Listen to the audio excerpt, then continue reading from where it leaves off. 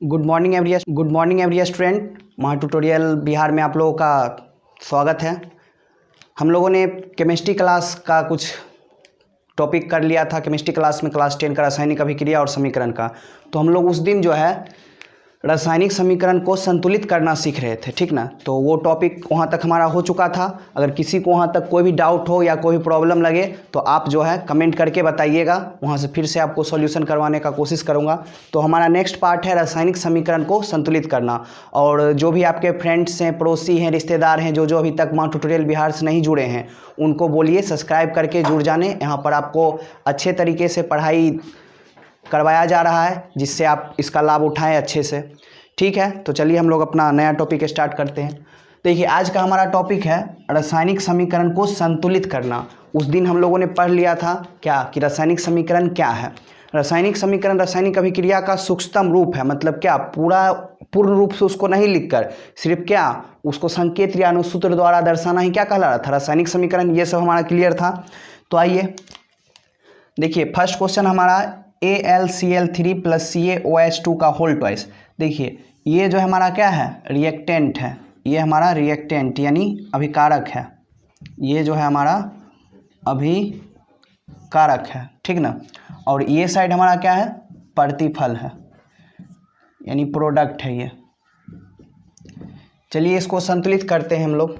एक नंबर देखिए, हमारा क्वेश्चन क्या दिया हुआ है, AlCl3 + CaOH का होल ट्वाइस। रिएक्शन करके बनाया AlOH का होल थ्राइस CaCl2। देखिए, इसको संतुलित करने के लिए मैंने एक बताया था कि हम लोग यहाँ से भी डायरेक्ट कर सकते हैं और एक अनुमान विधि जिसमें Al अलग लिखना पड़ेगा। तो ये इस विधि से ही करते हैं, शॉर्ट होता है और समझने में भी आसानी होता है। इधर देखिए, Al हमारा कितना है, 1 है। इधर Al 1 है यानी ये ठीक है। Cl इधर कितना हमारा 3 है, और यहाँ Cl कितना है, 2 है। इसका मतलब Cl जो है असंतुलित है। तो चलिए Cl से ही स्टार्ट करते हैं। अच्छा, इसके पहले अगर हम 3 लगा दें तो ये Cl हमारा कितना हो जाएगा, 6। लेकिन यहाँ कितना है, 3 ही है, तो इसके आगे 2 लगा देंगे। आपके मन में आ रहा होगा सर ऐसा काहे कर रहे हैं, 6 कर रहे हैं। हम लोग इसलिए ऐसा करें क्योंकि ये 3 है और ये 2 है, दोनों का एलसीएम लेंगे, ठीक ना। 3 और 2 का एलसीएम कितना, 6। तो दोनों साइड 6 पुराने की कोशिश करेंगे। उसके बाद हमारा जो आगे आएगा उसके अनुसार चलते जाएंगे। तो Cl हमारा संतुलित हो गया। अब गड़बड़ा गया क्या, Al। यहाँ 2 हो गया, यहाँ 1 ही है, तो इसके आगे भी क्या लगा दिए, 2। Al 2 हो गया। अब हमारा देखिए, ऑक्सीजन कितना था, 3। हाइड्रोजन भी कितना था, 3। लेकिन अब 2 लगने के बाद ये सब कितना हो गया, 6 हो गया है। यहाँ हमारा क्या है, ऑक्सीजन 2 है, हाइड्रोजन 2 है। अगर इसके आगे हम 3 लगा देते हैं तो देखिए, ऑक्सीजन 3 और 2 6, हाइड्रोजन भी 6। अब हमारा कैल्शियम देखिए यहाँ कितना हो गया, 3। इधर भी कैल्शियम कितना हो गया, 3। इसका मतलब ये पूरा रासायनिक समीकरण जो हमारा था ये संतुलित हो गया। तो इसमें से बस आपको एक बात याद रखना है कि कोई भी चीज़ को हम उठा ले, Cl हो, Al हो, मतलब जो संतुलित नहीं है, जो संतुलित है उसके साथ अभी कुछ नहीं करना है। उसके बाद दोनों का एलसीएम करके अच्छे से उसको संतुलित करते जाएंगे, और जैसे जैसे आगे बढ़ते जाएंगे खुद ब खुद संतुलित होते जाएगा। तो ये फर्स्ट हमारा कंप्लीट हो गया। अब आइए सेकेंड संतुलित करते हैं।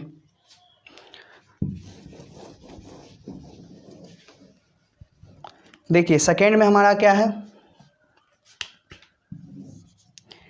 Fe + H2O। थोड़ा भी समझने में आप लोग को प्रॉब्लम लगे तो कमेंट कीजिएगा कि सर यहाँ नहीं समझ पा रहे हैं। +H2। देखिए, Fe हमारा 1 है और इधर Fe 3 है। इसका मतलब पहले इससे ही स्टार्ट करते हैं। तो इसके आगे क्या लगा दिए, 3 लगा दिए। अब जब इसके आगे 3 लगा दिए हम, तो Fe तो हमारा कंप्लीट हो गया। अब देखिए, O कितना है हमारा, 4 है, लेकिन O यहाँ कितना है, 1 है। इसका मतलब 4 लगा देते हैं। तो ऑक्सीजन तब हमारा 4 हो गया, लेकिन हाइड्रोजन कितना हो गया, 8। तो इसके आगे भी क्या लगा दिए, 4। ये हो गया हमारा संतुलित।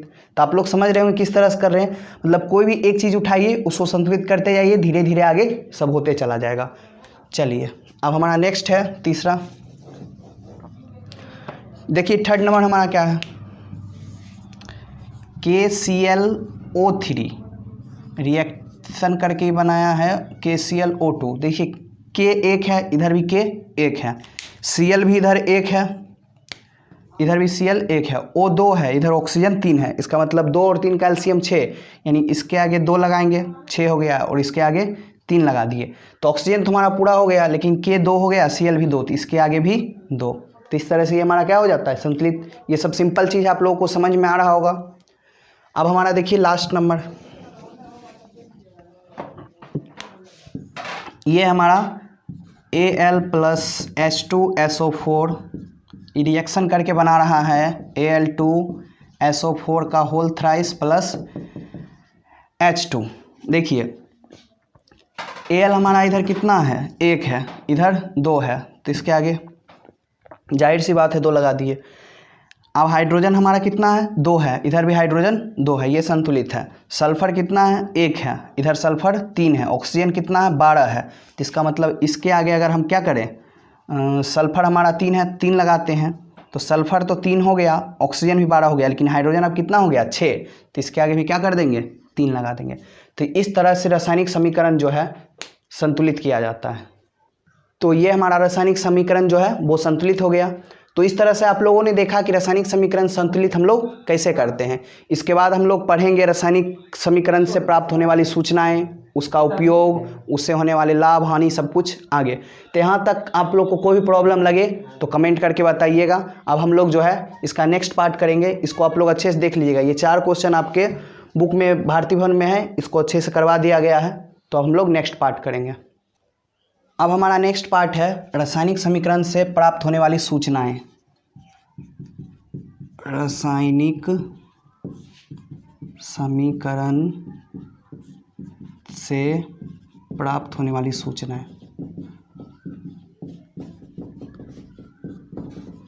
देखिए ये आपके बुक में भी अच्छे तरीके से दिया गया है, आप लोग वहाँ से भी अच्छे से इसको देख कर सकते हैं। मैं सिर्फ इसको समझा देता हूँ एक बार। देखिए रासायनिक समीकरण से हमें क्या क्या पता चलता है। फर्स्ट नंबर तो अभिकारक और प्रतिफल में उपस्थित पदार्थ के बारे में जानकारी मिलता है। जैसे मान लीजिए H2 + Cl2, ये बना दिया 2HCl हमारा। तो H2 क्या है, हाइड्रोजन है, क्लोरीन है, इधर हाइड्रोक्लोरिक अम्ल है।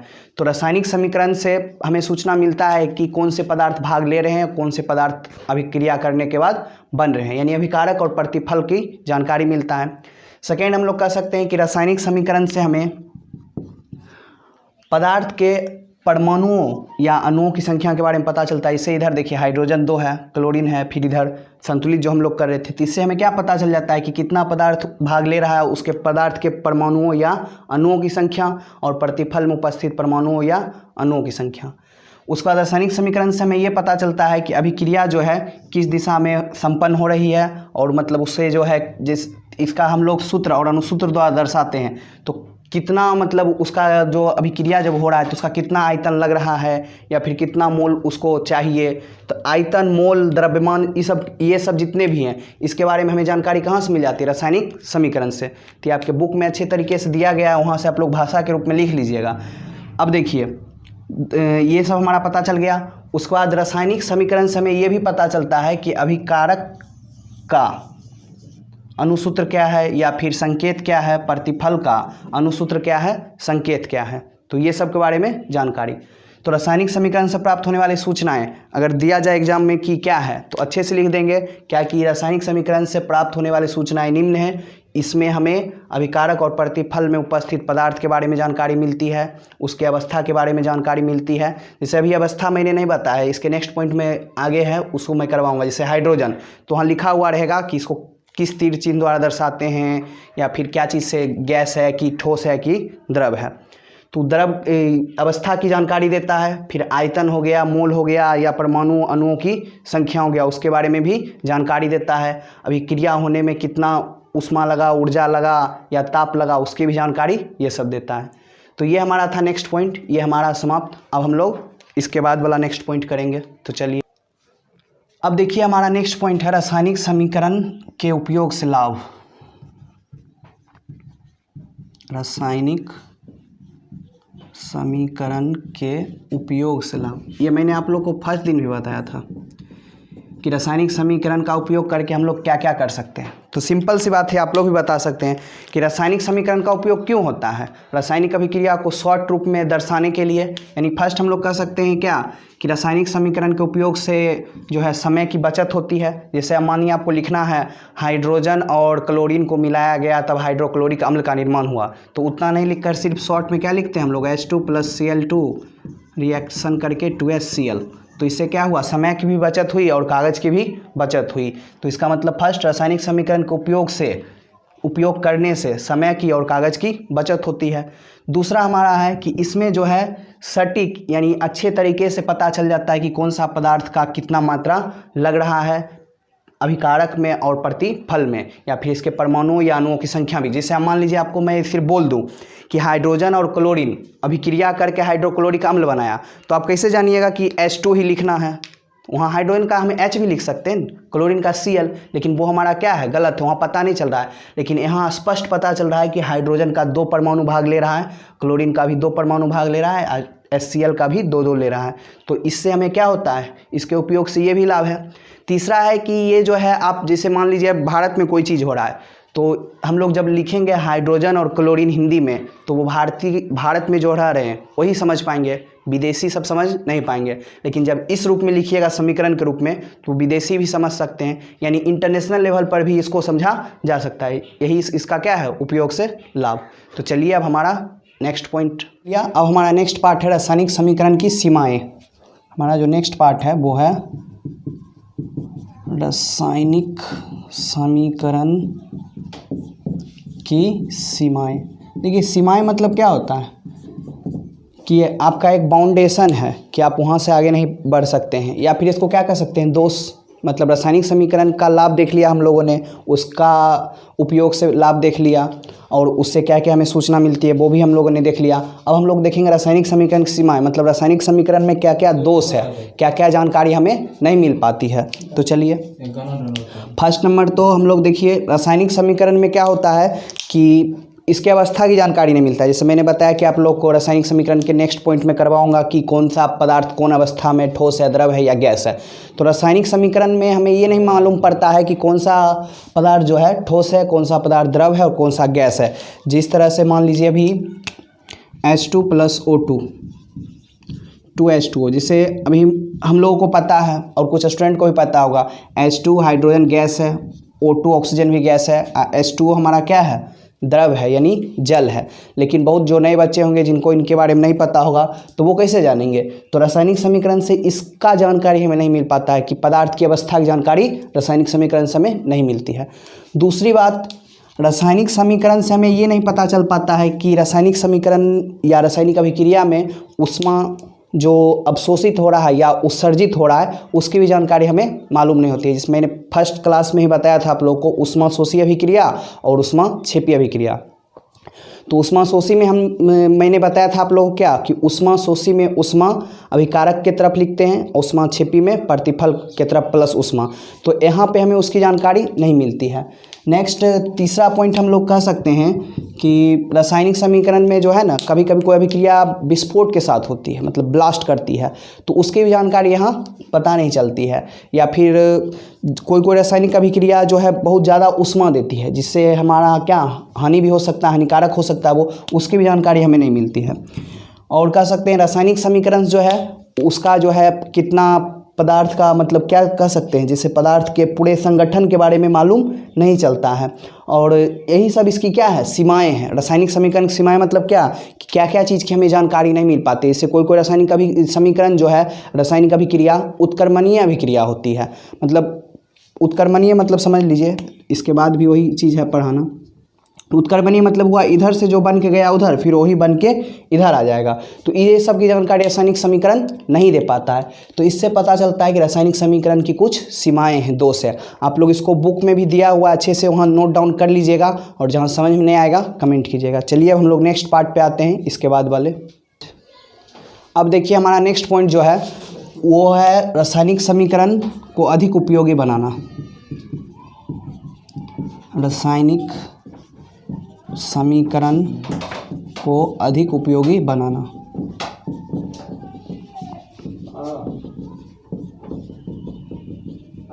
देखिए अभी हम लोगों ने पढ़ा रासायनिक समीकरण से क्या लाभ है, रासायनिक समीकरण से हमें क्या क्या जानकारी मिलती है, रासायनिक समीकरण की क्या क्या सीमाएं हैं। अब उस सीमाएं मतलब दोष, उस दोष को दूर करने के लिए हम लोग क्या करेंगे, रासायनिक समीकरण को अधिक उपयोगी बनाना, तो उसमें कुछ ऐड करेंगे। तो क्या क्या ऐड करेंगे सो आप लोग देखते जाइए। फर्स्ट हमारा है अभिकारक एवं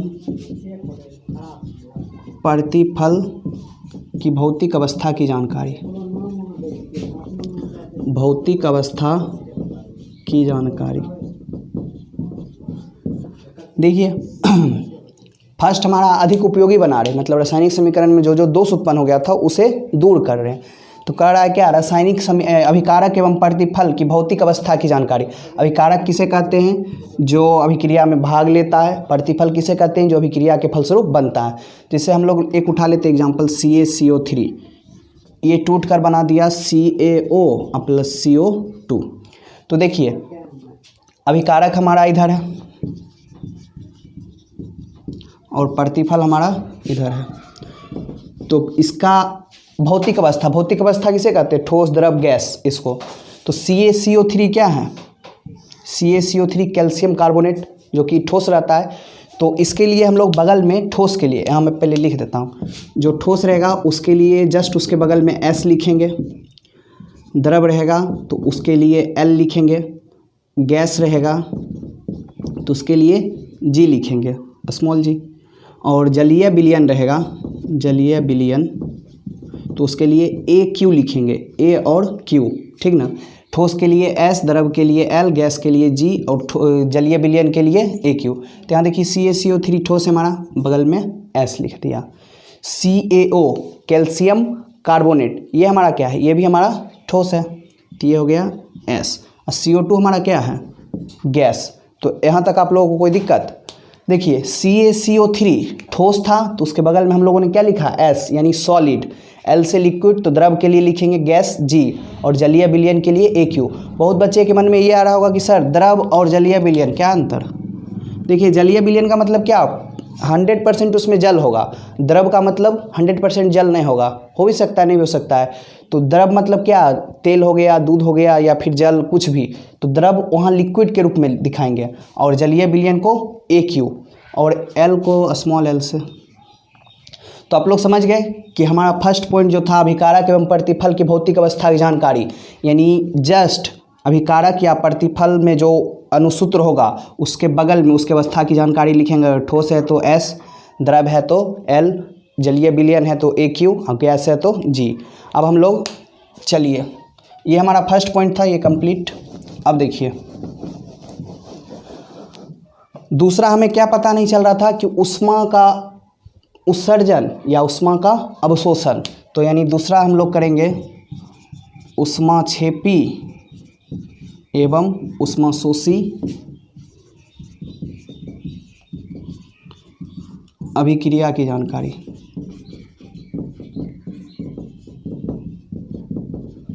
देखिए जैसे कोई कोई अभिक्रिया होता है उसमें पता ही नहीं चलता है कि ये हमारा क्या है, ऊष्माक्षेपी है या ऊष्माशोषी। तो उसके लिए हम लोग क्या करेंगे, तो उसका एक एग्जांपल C+O2, ये बनाता है CO2 और प्लस देता है ऊष्मा। और एक है हमारा N2+O2 प्लस ऊष्मा और ये बनाता है 2N2 ने NO। देखिए इसमें हम लोग को क्या जानना है कि कौन सा ऊष्माक्षेपी है कौन सा ऊष्माशोषी। तो सिंपल सा बात पहले भी मैंने बताया था, ऊष्माक्षेपी में अभिकारक प्रतिफल के तरफ प्लस ऊष्मा, और ये हमारा क्या है, ऊष्माक्षेपी है, ऊष्माक्षेपी अभिक्रिया है। और ये हमारा है ऊष्माशोषी, यानी ऊष्माशोषी में ऊष्माक्षेपी में क्या लिखेंगे, प्रतिफल के तरफ प्लस ऊष्मा, मतलब ऊष्मा का उत्सर्जन हो रहा है, और ऊष्माशोषी में अभिकारक के तरफ प्लस ऊष्मा। देखिए प्लस ऊष्मा इधर दिए हैं कि अभिक्रिया के समय ही ऊष्मा ले रहा है। तो ऊष्माक्षेपी और ऊष्माशोषी अभिक्रिया की जानकारी के लिए ध्यान रखिएगा, अभिकारक के तरफ अगर प्लस ऊष्मा लिखेंगे तो वो ऊष्मा क्या हो गया, शोषी, और प्रतिफल की तरफ प्लस ऊष्मा लिखेंगे तो वो हमारा क्या हो जाएगा, ऊष्माक्षेपी। तो शोषी और ऊष्माक्षेपी अभिक्रिया की जानकारी के लिए प्रतिफल में प्लस ऊष्मा ऊष्माक्षेपी के लिए, और अभिकारक में प्लस ऊष्मा ऊष्मा शोषी के लिए। तो इसका जानकारी भी हमें मालूम हो जाएगा। अब हमारा है तीसरा, गैस का उत्सर्जन। देखिए गैस का उत्सर्जन की जानकारी हम लोग कैसे जानेंगे कि गैस का उत्सर्जन, जैसे रासायनिक समीकरण में पता नहीं चलता है कि कौन सा अभिक्रिया हो रहा है तो गैस का उत्सर्जन हो रहा है या फिर नहीं हो रहा है। तो यहाँ से एक एग्जांपल Zn प्लस H2SO4, ये हमारा बना देगा ZnSO4 प्लस H2। देखिए गैस के उत्सर्जन की जानकारी के लिए जो है ना हम लोग ऊपर तीर चिन्ह दिखाते हैं। क्या दिखाते हैं? यानी यहाँ देखिए Zn जिंक H2SO4 सल्फ्यूरिक अम्ल, ZnSO4 zinc sulphate H2 hydrogen, ये हमारा गैस है। अगर इसको हम लोग दिखाएंगे तो Zn क्या है? सॉलिड है इस तरह से। H2SO4 क्या है? अम्ल है जो कि जलीय विलयन हो गया, तो इसको AQ।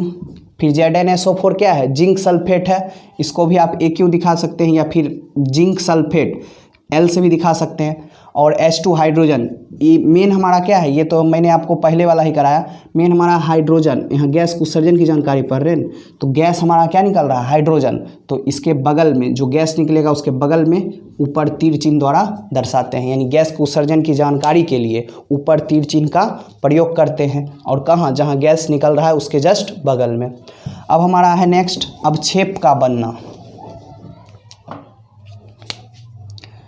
आप लोग को याद आ रहा होगा कि जब हम लोग रासायनिक अभिक्रिया का क्या पढ़ रहे थे, विशेषता, तो ये सब हम लोगों ने पढ़ा था क्या क्या होता है। अवक्षेप का बनना, देखिए अवक्षेप किसको कहते हैं उस दिन भी मैंने बताया था क्या कि जैसे कोई भी जलीय विलयन में कोई चीज़ डाले हैं जो उसमें घुलेगा नहीं, तो थोड़ा देर के बाद क्या होगा? नीचे आके बैठ जाएगा, यानी विलयन से पृथक हो जाएगा, अलग हो जाएगा, तब उसी को क्या कहते हैं? अवक्षेप। जिस तरह आप ग्लास ले लीजिएगा, शीशा का ग्लास ले लीजिएगा, उसमें क्या होगा? आपको दिखेगा स्पष्ट रूप से। उसमें क्या कीजिएगा कि मिट्टी को पानी में घोल दीजिएगा, उसके बाद रख दीजिएगा, 2-3 मिनट के बाद देखिएगा मिट्टी सब नीचे आके बैठ गया, पानी फिर से साफ उसी तरह है। तो वही विलयन से क्या हुआ? अलग हो गया, तो वही अवक्षेप बन गया, ठीक ना। अवक्षेप बनने की जानकारी को हम लोग नीचे तीर चिन्ह द्वारा दर्शाते हैं। अवक्षेप बनने की जो जानकारी होती है उसे हम लोग क्या चीज़ से दर्शाते हैं? नीचे तीर चिन्ह द्वारा। जैसे देखिए AgNO3 प्लस HCl, ये बनाएगा AgCl प्लस HNO3। देखिए AgNO3 यानी सिल्वर नाइट्रेट, HCl हाइड्रोक्लोरिक अम्ल, AgCl silver chloride, HNO3 nitric अम्ल। तो AgCl जो है अवक्षेप है, मतलब ये नीचे आके विलयन बैठता है, तो इसके जस्ट नीचे तीर चिन्ह द्वारा दर्शा देंगे। तो यहाँ तक आप लोग का क्लियर। अब देखिए, अब है अभिक्रिया की पांचवा हमारा है अभिक्रिया की शर्तें।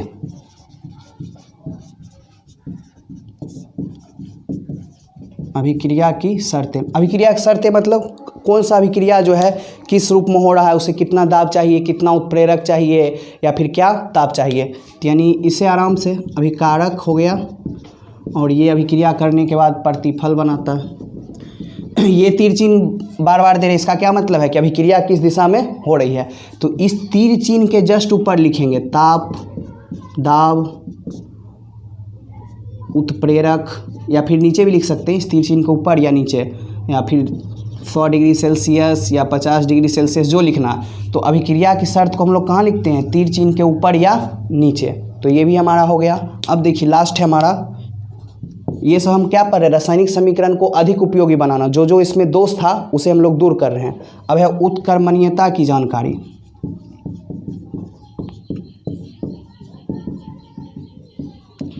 देखिए कोई रासायनिक अभिक्रिया ऐसा होता है जिसमें हमें पता ही नहीं चलता है कि उत्क्रमणीय अभिक्रिया है कि नहीं है, तो उसके लिए हम लोग क्या करते हैं? इस तीर चिन्ह द्वारा दर्शाते हैं, एक आगे से और एक पीछे से। आप लोग बार बार ट्रेन में देखते होंगे इस जो चिन्ह है ये इसका प्रयोग। इसका मतलब क्या होता है कि ये ट्रेन यहाँ से चलकर यहाँ जाएगी और फिर वहाँ से चलकर, मान लीजिए पटना से गई दिल्ली, तो फिर दिल्ली से रिटर्न पटना, यानी जहाँ से शुरू हुई फिर वहीं आके लौट जाएगी। तो उसी तरह हमारा एक एग्जांपल देख लीजिए, N2 + 3H2, ये बनाता है 2NH3। और ये अभिक्रिया कैसा अभिक्रिया होता है? उत्क्रमणीय। मतलब नाइट्रोजन और हाइड्रोजन को जब मिलाएंगे तो वो हमारा बनाएगा क्या? NH3 ammonia. और बाद में फिर अमोनिया को जब तोड़ेंगे तो फिर N2 + 3H2 में टूट जाएगा। तो इस तरह से हम लोगों ने देखा कि रासायनिक समीकरण को किस तरह से अधिक उपयोगी बनाया जाता है। यानी उत्क्रमणीयता की जानकारी को हम लोग इस तीर चिन्ह द्वारा दर्शाते हैं। तो यहाँ तक आप लोग अच्छे से समझ चुके होंगे। अगर कोई भी प्रॉब्लम लगे, कुछ भी थोड़ा सा भी डाउट हो तो आप लोग कमेंट कीजिएगा। और जो बच्चे अभी तक नहीं जुड़े हैं उनको बोलिए सब्सक्राइब करके इस चैनल से जुड़ने के लिए। आप लोगों को धीरे धीरे और भी सब्जेक्ट की यहाँ पढ़ाई अब अच्छे तरीके से कराई जाएगी। और यहाँ तक हम लोगों ने अच्छे से कर लिया है। अगर कोई प्रॉब्लम हो तो कमेंट ज़रूर कीजिएगा। अब हम लोग इसका नेक्स्ट पार्ट कल करेंगे। तो यहाँ तक अच्छे से करके आप लोग रेडी रहिएगा। चलिए, थैंक्स।